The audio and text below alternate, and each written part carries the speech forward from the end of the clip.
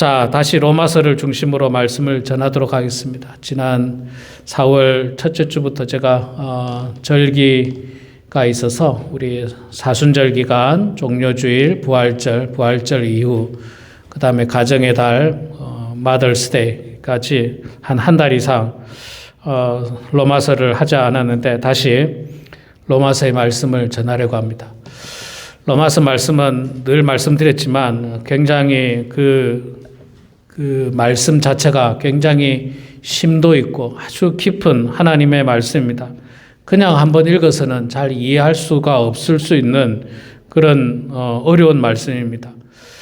많은 학자들이 이야기합니다. 기독교를 기독교화 될 수 있도록 만든 체계적이고 논리적인 문서가, 그러니까 체계적이고 논리적으로 만들어 놓은 책이 로마서라고 이야기합니다. 로마서가 상당히 중요하죠. 율법이 무엇이고, 복음이 무엇이고, 예수님께서 죽으심이 무엇이고, 우리가 의롭게 된다 하는 것이 무엇이고, 이런 어떤 과정들을 아주 논리적이고, 아주 체계적으로 우리들에게 설명을 하기 때문에 사실 그렇게 쉽지는 않습니다. 그래서 여러 번 읽어야 되고, 또 깊이 묵상을 해야 되는 말씀이 로마서 말씀입니다. 저도 말씀을 준비하면서 결코 쉽지 않았습니다. 그냥 말씀과 씨름을 해야 됩니다. 씨름을 하니까 몸도 아프더라고요. 몸이 아플 정도로 말씀과 씨름을 해야 되는 그런 아주 어려운 말씀이지만 오늘도 어려운 말씀이지만 하나님께서 우리 가운데 함께 하셔서 우리 성도님들의 깊은 영성과 또 박식한 이해력으로 하나님의 말씀을 은혜로 받기를 소망합니다. 자, 지금 우리 성도님들 대부분 결혼을 하셨을 것입니다. 또 이제 결혼을 할 사람도 있을 텐데, 우리 모두는 결혼이라고 하는 제도 속에서 또 태어났습니다. 그래서, 누군가와 지금 함께 살고 있습니다. 배우자를 먼저 떠나보낸 사람들은 누군가와 함께 살아왔었죠. 살아왔었는데, 그러다가 배우자가 이제 먼저 떠나게 된 거고요. 인생은 생각해보면 누구와 함께 사느냐가 참 중요한 것 같습니다. 누구와 함께 사느냐. 어릴 때는 우리가 부모님과 함께 살죠. 부모님과 사는데 이 좋은 부모님을 만나서 그 부모님과 함께 산다는 것은 얼마나 큰 축복이고 감사한 일입니까? 좋은 가정에서, 화목한 가정에서, 사랑이 넘치는 가정에서, 믿음이 넘치는 가정에서, 특히 거기다가 예수 잘 믿는 가정이라고 한다면 정말 더할 나위 없이 행복한 삶을 살게 될 것입니다. 그런 부모 밑에서. 그런데 불행하게도 반대의 경우는 참 불행하죠. 부모님은 다 훌륭하지만 그러나 부모님 가운데서 인격적으로 문제가 있는 부모님들 또는 가정이 화목하지 못한 가정들, 참 이런 가정이 우리 주변에 적지 않게 많이 있습니다. 그래서 불행하게 이 청소년 시절을 보내거나 어린 시절을 보내고 그렇게 자라나는 젊은 세대도 없지 않아 있습니다. 특히나 요즘은 한국 사회는 이혼이라고 하는 것을 통해서 많은 가정들이 깨지지 않습니까? 그 이혼의 과정을 거치면서 자녀들이 받는 그 고통들, 어려움들 당해보지 않으면 모를 거예요. 그러나 당해본 사람들의 이야기를 들어보면 참 힘겨운 어린 시절을 그들은 보낼 것입니다. 자, 그렇게 좋은 부모님과 한 30년 같이 살다가 이제 30년 후쯤 되면 결혼할 나이가 돼서 배우자를 만나게 됩니다. 배우자도 똑같이 훌륭한 배우자, 좋은 배우자, 참 사랑이 넘치는 배우자, 훌륭한 인격의 배우자를 만나면 남은 여생이 행복하고 즐거울 거예요. 참 좋은 사람을 만나야 됩니다. 여러분들 다 좋은 사람 만나셨죠? 예, 좋은 사람 만나서 한평생 살고 계시죠? 그런데 이것도 또 반대로 좋은 사람을 못 만났을 경우, 잘못 만났을 경우, 좋은 사람인 줄 알고 만났는데 아주 나쁜 인격의 소유자라든지 나쁜 성격의 소유자라든지 그런 사람이 있을 수 있습니다. 여러분, 좋은 사람인 줄 알고 만났는데 만나서 살아보니까 그렇지 못한 사람이 있을 수 있어요. 얼마나 그게 고통스러운 일인지 몰라요. 불행한 일인지. 매일 살을 맞대고 살아야 되는 사람인데 그런데 뭐 그냥 쳐다보기도 싫을 만큼 나쁜 배우자라고 한다면 그것만큼 또 고통스러운 일이 없을 거예요. 그래서 참다 못해서 이혼을 하는 가정도 사실 굉장히 많이 있습니다. 자, 여기서 중요한 것은 누구랑 함께 사느냐가 중요한 거예요. 말하자면 좋은 사람과 함께 살아야 된다는 거죠. 좋은 사람과. 그 사람과 함께 살면, 부모님과 함께 살면 한 3, 40년 좋은 부모님 밑에서 자라게 되고 그 후에 배우자를 만나면 5, 60년 동안 그 배우자와 함께 행복하게 살 수 있기도 하고 반대로 불행하게 살 수도 있습니다. 자, 그러나 우리가 이 땅에서의 삶뿐만 아니라 또 하나님 나라 갔을 때까지의 삶 전체적으로 볼 때 영원히 우리와 함께 하실 분 예수 그리스도와 우리가 함께 산다는 것은 정말 더 말할 나위 없이 귀한 일이고 축복된 일입니다. 주님과 함께 사는 삶, 하나님과 함께 동행하는 삶, 이보다 더 귀한 삶은 없습니다. 예. 정말 훌륭한 사람하고 같이 살아도 매일매일의 삶이 축복이에요. 축복이고 즐거운 일입니다. 하나님과 함께 산다. 우리 주님과 함께 내가 평생에 산다는 것은 정말로 가장 축복된 일이고 가장 은혜로운 일이라 말할 수 있을 것입니다. 오늘 로마서 6장 말씀은요. 주님과 함께 산다는 게 무엇인지 그리고 주님과 함께 죽었다라고 하는 것이 무엇인지를 우리들에게 차근차근 설명을 해주고 있습니다. 6장 1절에 보면 그런즉 우리가 무슨 말을 하리요 은혜를 더하려고 죄에 거하겠느냐. 이 말씀은요 바로 앞절에 있는 5장 20절에 있는 말씀에 대해서 오해할 것 같아서 바울이 설명을 해주고 있는 내용입니다. 5장 20절에 보면 이런 말씀이 있습니다. 율법이 들어온 것은 범죄를 더하게 하려 함이 아니라 그러나 죄가 더한 곳에 은혜가 더욱 넘쳤나니. 죄가 더한 곳에 은혜가 넘쳤다. 그렇게 이야기하니까 어떤 사람들이 오해를 하기를 은혜가 넘치려면 죄가 더해져야 되는구나 라고 오해를 하고 착각을 할 수 있다는 것입니다. 그래서 사도 바울은 6장 1절에서 그럴 수 없다. 그거는 오해한 내용이다. 그럴 수 없다. 우리가 무슨 말을 하리요? 은혜를 더하려고 죄를 더하겠느냐? 그러면 안 된다라고 이야기하는 거죠. 이 말씀을 우리가 잘 이해해야 되는데 이 5장 20절의 말씀은요. 사람의 죄가 많으면 많을수록 그것을 용서하시는 하나님의 은혜는 더욱더 크고 놀랍다라는 것을 이야기해 주는 겁니다. 죄를 짓자는 게 아니라 그 큰 죄까지도 용서하시는 하나님의 은혜가 크고 감사한 일이라는 것입니다. 그래서 그렇게 우리가 그것을 이해해야지 죄를 지으면 은혜가 더 크구나. 죄를 지어야 되겠구나. 그렇게 생각하면 대단히 어리석은 생각이고 착각의 생각이고 잘못된 생각입니다. 오히려 우리는 아무리 큰 죄를 지었다 할지라도 주님께서 우리를 덮어주시고 사랑으로 용서하시는 그 놀라운 은혜가 우리들에게 크게 넘쳐난다는 사실에 대해서 감사하고 그 은혜에 감사하는 삶을 살아야 하는 것입니다.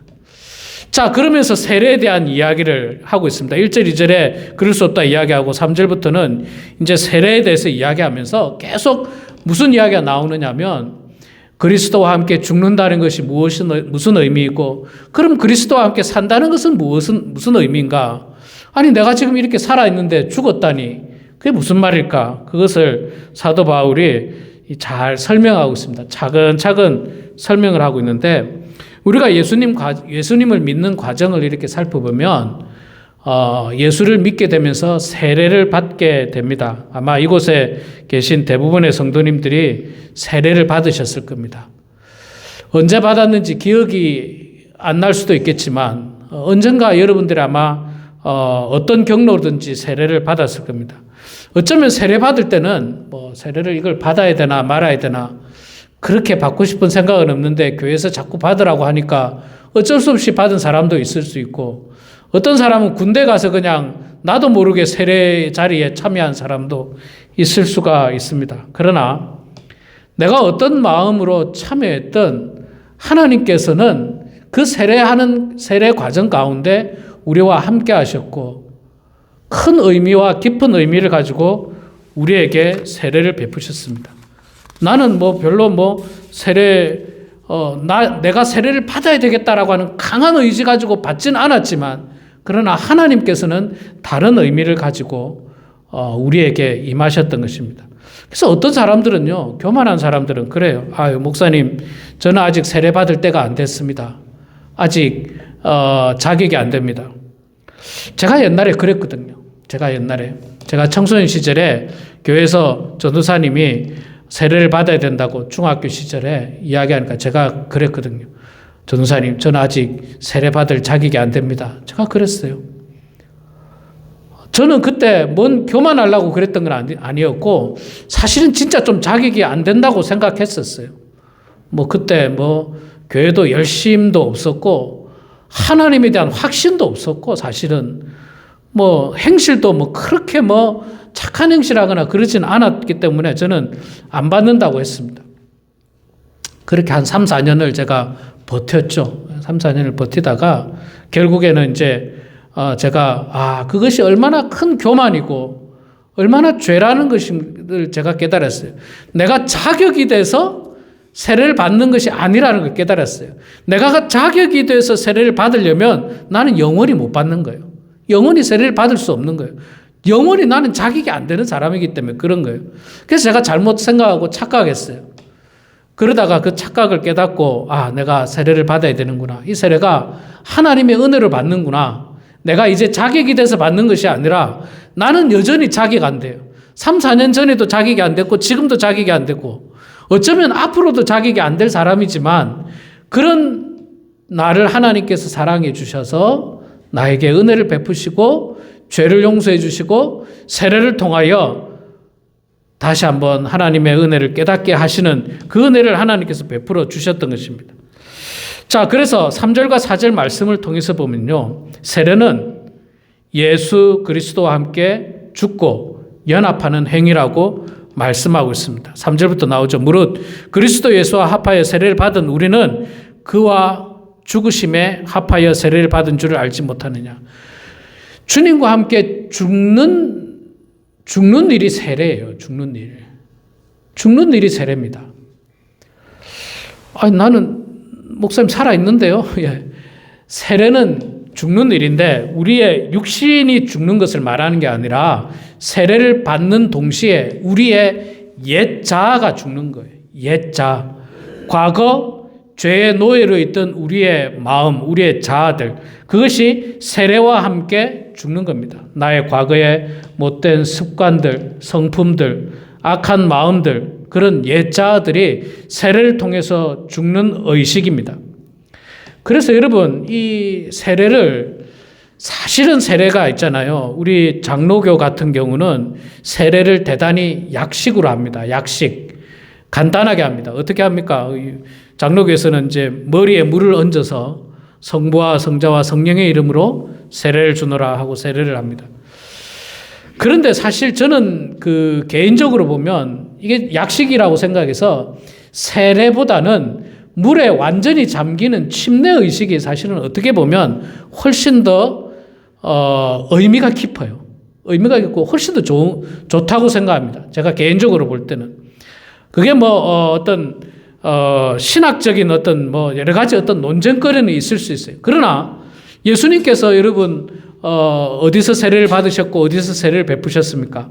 요단강에서 베푸시고 요단강에서 받으셨는데 옛날에 세례를 요단강에서 할 때는 물을 찍어서 머리에 올리지 않았습니다. 그렇게 하면은 요단강에서 할 필요가 없죠. 요단강에서 정말 사람을 잡아서 물에 완전히 푹 담궜다가 다시 이렇게 세우는 겁니다. 그게 무슨 의미냐? 옛 자아는 죽는 거예요. 죽는 겁니다. 옛 자아는 죽고 예수 그리스도의 부활로 말미암아 새 생명이 탄생한다라고 하는 의미에서 다시 일어나는 거예요. 그게 이제 침례 교회에서 하는 침례 방식이죠. 그런데 여러분, 이게 교회에서 침례를 하기가 굉장히 쉽지 않아요. 이게 물에 들어갔다 나와야 되니까 사실 실제로 번거롭습니다. 큰 교회들은 침례탕이 이렇게 있어요.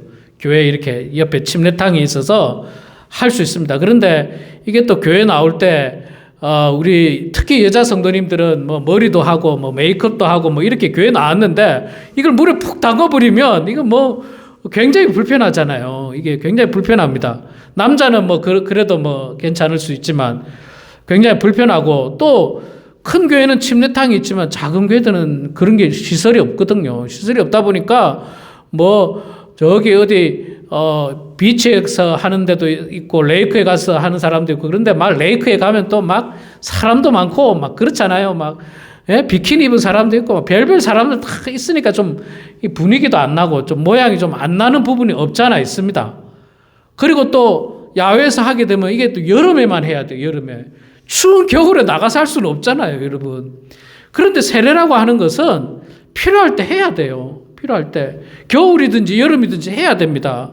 그런데 한겨울에 지금 세례가 필요한데 저 나가서 하기가, 물론 뭐 물을 데워가지고 어떻게 뭐 할 수는 있겠지만 여러 가지 이제 번거로움이 아마 있다 보니까 뭐 장로교를 비롯한 그 대부분의 교단에서는 약식으로 하게 되는데, 그러나 물에 완전히 담궜다가 일어나는 것은 가장 성경적인 내용이에요. 성경적인 내용.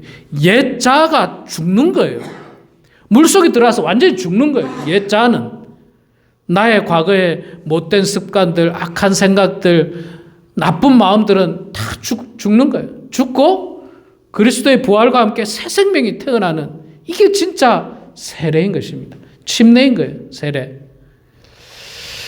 자, 그래서 여러분, 우리가 이 세례를 4절 말씀에 보면 좀 더 구체적으로 세례를 받음으로, 그러므로 우리가 그의 죽으심과 합하여 세례를 받음으로 그와 함께 장사되었다. 죽었다.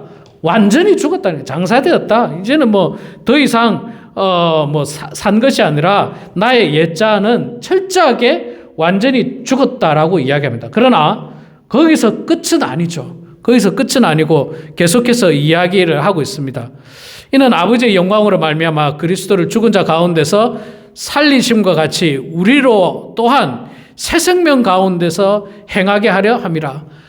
죽음으로 끝난 것이 아니라 예수 그리스도의 부활과 함께 우리는 새 생명으로 다시 거듭나고 태어났다는 거예요. 새롭게 태어났다는 거예요. 새 사람이 되었다는 거예요. 새 사람. 과거의 옛 사람은 죽고 새 사람이 태어났다는 겁니다. 야, 이게 도대체 무슨 말인가? 이 뭐 사람이 어떻게 죽었다 태어나고 뭐 그렇게 할 수 있는가? 자, 제가 예를 한번 들어보겠습니다. 1884년도에 초창기에 한국 교회에 아주 유명한 부흥 강사가 한 명인데, 그분이 누구냐 하면 김익두 목사님입니다. 김익두 목사님. 김익두 목사님은 과거에 목사가 되기 전에 아주 이름을 날리는 깡패였어요. 주먹을 쓰는 사람이었습니다. 그래서 사람들이 김익두가 지나가면 다 슬슬슬 피했어요. 야, 김익두 온다. 다 피했던 거예요.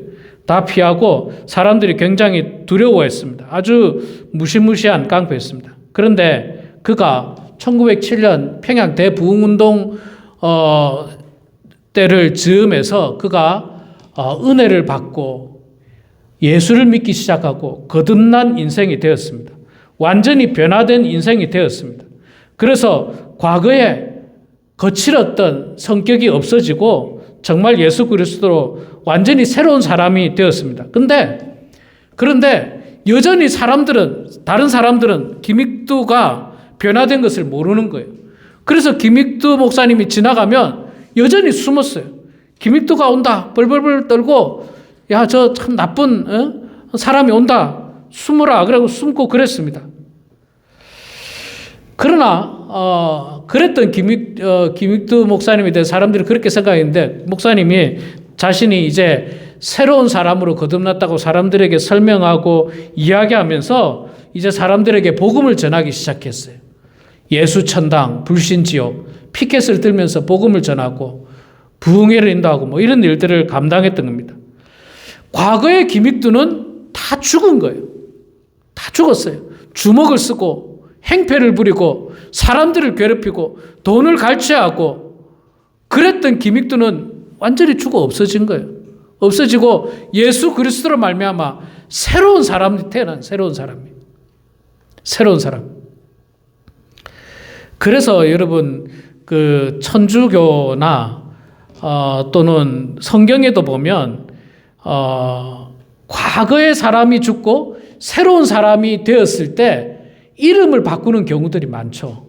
이름을 바꾸는 경우. 여러분 우리가 아는 시몬 같은 경우도 게바, 반석, 베드로라고 하는 이름으로 이름을 바꾸지 않습니까? 바울 같은 경우도 사울에서 바울로 바꾸고 이름을 바꾸고 제가 알고 있기로는 캐톨릭에서도 세례를 받을 때 세례명이라고 해서 이름을 체인지하는 경우들이 간혹 있습니다. 원래 이름이 김익두라 하면 바꾸죠. 예. 그래서 아마 우리 교회에서도 캐톨릭에 다니시다가 성당에 다니시다가 우리 교회 오신 분들인데 세례명이 있는 분들이 있을 거예요. 이름이 바뀌는 게 뭡니까? 과거에 나는 죽고 이제 나는 새로운 사람이 됐다는 거예요. 새로운 사람. 새로운 인생을 살겠다라고 하는 그런 의미에서 이름이 바뀌어지고 새로운 이름들을 만드는 것입니다. 이 김익두 목사님 같은 경우도 사도 바울도 비슷하죠. 사도 바울도 원래는 예수 믿는 사람들을 잡으러 다녔습니다. 그리고 그들이 죽이는데 앞장섰어요. 죽이는데 앞장섰는데 그러던 사도 바울이 다메섹으로 그날도 예수 믿는 사람 잡으러 가는데 그때 예수님께서 나타나셔서 바울에게 나는 네가 핍박하는 예수다라고 이야기하면서 그에게 은혜를 베푸시고 사명을 주시고 변화된 인생을 살 것을 이야기했습니다. 그리고 사도 바울은 변화됐습니다. 변화되었지만 사람들은 사도 바울이 오면은 두려워했어요. 제자들이 바울을 만나주려고 하지 않았습니다. 사람들이 바울을 두려워했습니다. 또 예수 믿는 우리들을 잡으러 온 것은 아닌가 염려하고 걱정했습니다. 그러나 바울은 그들을 끊임없이 설득해 가면서 같이 복음 사역을 감당했던 것입니다. 여러분, 우리도 죄에 대해서는 끝없이 죽는 작업들을 해야 합니다. 물론 우리가 세례를 통해서 세례를 받음으로 주님과 함께 죽었습니다. 그럼에도 불구하고 우리는 여전히 사탄이 우리를 죄 가운데서 우리를 괴롭히고 유혹하고 우리를 자꾸 넘어지게 만들고 있습니다. 그래서 사도 바울이 고백하기를 나는 날마다 죽는다. 날마다. 오늘도 죽고 내일도 죽고 모레도 죽고 나는 날마다 죽는다라고 그가 그렇게 고백했습니다. 예, 우리는 끝없이 죽어야 돼요. 끝없이. 그래서 김익두 목사님 같은 경우도 있잖아요. 그런 경우가 있었대요. 김익두 목사님이 진짜로 회심을 했나 안 했나 사람들이 실험을 하려고 김익두 목사님을 욕하기도 하고 얼굴에 구정물을 뿌리기도 하고 그랬다는 거예요. 근데 그럴 때마다 김익두 목사님은 뭐라고 이야기했느냐면 복음은 내가 받고 은혜는 당신이 받았습니다. 은혜는 당신이 받았어요. 옛날 같으면 뭐 어떻게 되겠습니까? 옛날 같으면 뭐 가만 놔두지 않겠죠. 우리 드라마나 뭐 이런 거 보면 꼭 그런 내용 비슷한 거 나오잖아요. 아무개 누구 뭐 성질 다 죽었어. 뭐 성질 다 죽었어. 성질만 죽는 게 아니라 우리의 못된 옛자는 다 죽어야 돼요. 내가 옛날 같으면 그냥 뭐 그건 다 죽어야 되는 거예요, 여러분. 다 죽어야 돼요. 깡패가 교회에 나오면 깡패의 습성을 다 버리고 다 죽어야 되는 겁니다. 당장은 못 버린다 할지라도 매일매일 죽는 작업을 해야 돼요. 근데 사탄은요, 우리를 자꾸 욱하게 만들어요. 옛 자아가 살아나게 만듭니다. 옛 자아가. 깡패였던 김익두 목사님에게 옛 자아가 살아나도록 사람들이 조롱하고 구정물 뿌리고 막 공격하는 거예요. 욱하게 만드는 거예요. 한마디로 말해서. 욱하게 만들어서 김익두 목사님이 나는 옛 자아가 다 죽었습니다. 깡패의 습성을 다 버렸습니다 하는 걸 뒤집게 만드는 거예요. 뒤집게 만드는 건 뭡니까? 여전히 죄의 노예로 올가매는 거예요. 올가매. 야, 너는 내 품에서 벗어날 수 없어. 너는 나의 종이야. 사탄이 그렇게 만드는 거예요. 그래서 우리는 매일 죽어야 됩니다. 매일 죽어야 돼요. 화가 나는 일이 있어도 꾹꾹 참아야 돼요. 꾹꾹 참아야 됩니다. 또 돈에 약한 사람은요, 사탄이 우리를 돈으로 유혹해요. 도박을 좋아하는 사람, 도박을 다 끊고 교회에 나와서 세례를 받았는데 사탄은 자꾸 우리를 도박으로 유혹해요. 도박으로 유혹합니다. 예를 들면 라스베가스를 가게 만들기도 하고, 예? 라스베가스에 가게 만들기도 하고, 혹은 하여간 그런 일들을 만들어서 우리가 다시 타락의 길로 빠지도록 만드는 거예요. 옛자아가 다시 드러나도록 만드는 겁니다. 그래서 우리는 오늘도 죽고 내일도 죽고 끊임없이 나의 옛자아가 죽는 것, 그게 바로 세례와 함께 죽는 겁니다.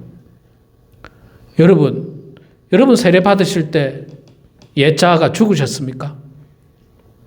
오늘도 여러분 옛자아를 죽이고 있습니까? 끊임없이 날마다, 오늘도 내일도 살다 보면 우리를 화나게 하는 일들이 얼마나 많은지 몰라요. 얼마나 많은지.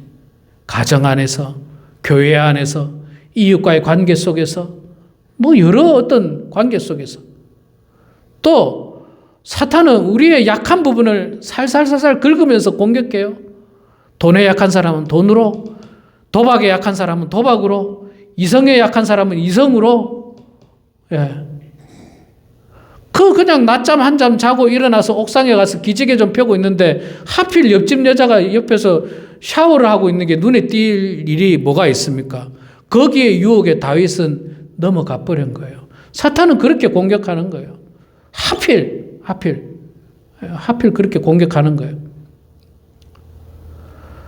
솔로몬이 이성에 약했는데 솔로몬이 워낙 지혜가 뛰어나고 워낙 나라가 강력하니까 주변의 모든 나라들이 조공을 갖다 바칠 뿐만 아니라 여자들까지도 그냥 막 후궁으로 그냥 막, 그러니까 후궁이 얼마나 많았어요. 후궁 첩하고 후궁이 얼마나 많았습니까? 괜찮은데도 막 몇 명이죠? 300명, 700명, 1000명이지 않습니까? 1000명이 왜 필요해? 세상에 도대체 왜 필요합니까? 근데 자꾸 밀어넣는 거예요. 솔로몬의 약점을 계속 밀어넣는 거예요. 솔로몬이 그걸 이겨내지 못한 겁니다. 마찬가지예요. 사탄은 우리를 지금도 공격할 거예요. 자, 그렇다면 죄에 대해 죽고, 이제 죄에 대한 죽음에 대한 이야기를 했습니다. 그럼 새 생명이 된다는 것은 구체적으로 어떤 삶의 모습인가? 오늘 우리 말씀을 통해서 우리들에게 이야기를 해주고 있는데요. 새 생명이 된다는 것은 이제 더 이상 죄가 우리를 지배하지 못하게 하라는 것입니다. 죄가 우리를 지배하지 못하게 하는 것. 죄는요, 끊임없이 우리를 지배하려고 합니다. 사탄이 우리를 죄를 통해서 우리를 지배하려고 합니다. 그래서 우리가 이 죄에서 벗어나지 못하도록, 너는 어쩔 수 없는 사람이야 라고 하는 것들을 심겨주는 거예요. 도둑질을 한평생 했던 사람들, 한국에 뉴스도 났죠. 대도였던 사람도 도둑질 너무 많이 해가지고 이제 교도소 가서 성경책 보고 정신 차리고 이제 바르게 살려고 했는데 나오면 또 도둑질해요. 그 왜 그러냐면 죄가 자꾸 얽어매는 거예요. 지배하는 거예요. 우리 몸을 지배하는 거예요. 아주 그냥 눈에 보이게 만드는 거예요. 훔치기 좋게 보이게 만드는 거예요. 야, 저 집은 눈 감고 들어가도 훔칠 수 있을 것처럼 보이게 만드는 거예요. 눈 감고 들어가도. 그걸 이겨내야 되는데 사탄은 그 상황을 만들어버려서 우리 몸을 죄가 지배하도록 만들어버리는 거예요. 꼼짝달싹 못하게, 빠져나가지 못하게. 그러니까 우리는 그걸 어떻게 해야 됩니까? 죄가 우리 몸을 지배하지 못하도록 우리는 끝없이 노력해야 됩니다. 죄가 될 만한 것, 악한 것 쳐다보지도 말아야 돼요. 쳐다보지도 말아야 됩니다. 그리고 뭔가 분쟁이 있을 것만 같으면요, 빨리 그 자리를 떠나서 내가 예를 들어서 좀 다혈질이다. 그러면 그럴 만한 일이 생길 것 같으면 그 자리를 떠나는 거예요. 빨리 그 자리를 떠나는 거예요.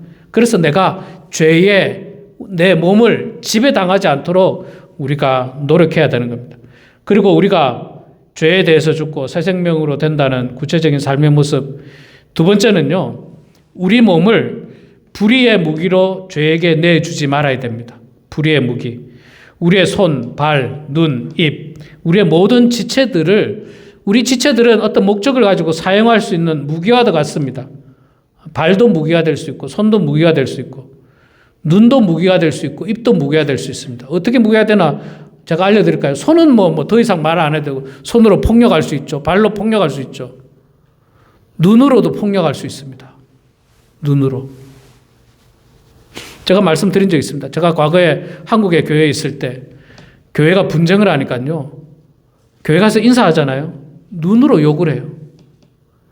여러분 눈으로 욕한다는 말 무슨 말인가 아시겠죠? 느낌이 오죠? 아, 저 사람은 나를 눈으로 욕하고 있구나. 눈으로 욕하고 있구나. 눈도 무기가 되는 거예요. 자, 입이 무기가 될 수 있죠? 말이 있으니까. 더 이상 말할 필요 없이 엄청난 무기가 될 수 있습니다. 있는 말, 없는 말 다 끌어모으고 아니면 말고 그냥 가짜 뉴스 만들어가지고 공격하고 막 영혼을 말살시키려고 하고 그래서 젊은 아이들이 이제 제대로 성장하지도 못한 그 가수하는 애들, 연예인 하는 애들이 그걸 견디지를 못하는 거예요. 그 말의 무게에 견디지 못해서 애들이 스스로 목숨을 끊는 얼마나 무서운 일인지 몰라요. 그 아이들이 완전히 성장하지도 않았어요. 아직도 그것을 이겨낼 수 있는 마인드가 없는 아이들이에요. 그런 아이들에게 무차별적으로 욕하고 댓글을 하고 무슨 악담을 퍼붓고 가족을 비난하고 그러니까 아이들이 견디지를 못하는 거예요. 그 무서운 말에. 아무도 그에게 손찌검하지 않았지만 손찌검보다 더 무서운 입으로 공격했던 거예요. 말로 공격했던 거예요. 타자치면서 공격했던 거예요. 견디지 못하고 아이들이 세상을 떠나버립니다. 얼마나 불행합니까? 그렇기 때문에 우리는 우리 지체를 불의의 병기로, 이 불의의 무기로 사용해서는 안 됩니다. 그러면 반대로 우리가 죄에 대해서 죽고 새 생명을 얻은 사람은 반대로 어떻게 이야기합니까? 우리 지체를 의의 무기로 드리라고 이야기하잖아요. 의의 무기로. 손으로 선한 일을 하고, 발로 선한 일을 하고, 눈으로 선한 일을 하고, 입으로 선한 일을 하라는 거 아닙니까? 얼마든지 할 수 있습니다. 따뜻한 눈으로 바라봐 주는 거예요. 사랑의 눈으로 바라보는 거예요. 흘기는 눈 아니고, 미워하는 눈 아니고, 조롱하는 눈 아니고, 업신여기는 눈 아니고, 사랑의 눈. 우리 입으로 사람을 죽이는 그런 불의의 병기가 아니라 우리 입으로 사람을 살리는 우리 입으로 사람을 살리는 정말 죽으려고 결심했던 아이들이 우리의 따뜻한 말 한마디로 힘을 얻고 용기를 얻어서 다시 살고자 하는 결심을 하고 힘을 내려고 하는 그런 말.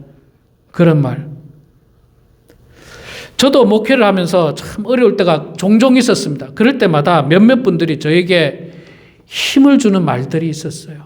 용기를 주는 말들이 있었어요. 어려울 때는요, 그 한마디 한마디가 얼마나 감사하고 얼마나 귀한지 몰라요. 거기에 힘을 얻는 거예요. 거기에 힘을. 다 내려놓고 싶고 다 포기하고 싶은 순간에 하나님은 그 사람을 통해서 그 사람의 입술을 통해서 힘을 주고 용기를 주고 다시 일어날 수 있는 의지를 허락해 주는 겁니다. 우리 입술이 그런 의의 병기로, 의의 무기로 사용되어야 하는 것입니다. 이게 바로 새 생명을 얻는 사람들의 삶의 모습이고 또 삶의 행동으로 나타나는 것입니다. 손과 발은 더 이상 말할 것도 없고요. 손을 통해서 선한 일들을 하고 발을 통해서 선한 일들을 하고 우리 사랑하는 성도 여러분, 죄에 대해서 죽고 하나님에 대해 살아난 성도는 더 이상 죄에 끌려다니는 삶을 살 수 없습니다. 죄의 유혹을 단호하게 거부하고 우리 모두는 우리가 가지고 있는 모든 지체를 통해서 하나님이 기뻐하시고 또 의로운 목적으로 사용되어서 정말 하나님께 영광 올려드리고 또 하나님 앞에 쓰시기에 합당한 그런 우리 모두가 되길 주의 이름으로 축원합니다. 기도하겠습니다. 사랑의 하나님, 고맙습니다. 우리가 이 땅에서 함께 살아가고 있는 사람들,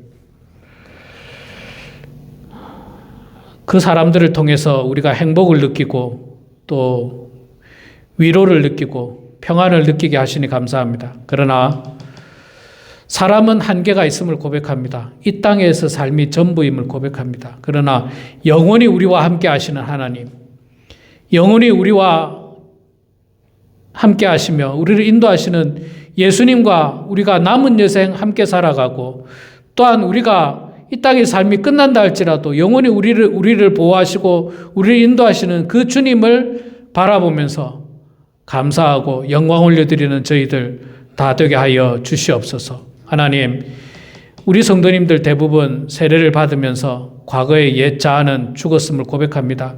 그러나 여전히 사탄은 우리를 공격하면서 우리를 죄에 얽어매려고 하고 있고 죄의 노예로 만들려고 하고 있지만, 우리는 옛 자아를 끊임없이 죽임으로 말미암아 우리 속에 새 생명이 살아나서 정말 하나님이 기뻐하시는 삶의 모습으로 우리의 모든 지체를 의의 무기로 하나님 앞에 드리는 저희들 다 될 수 있도록 성령님 붙잡아 주시옵소서.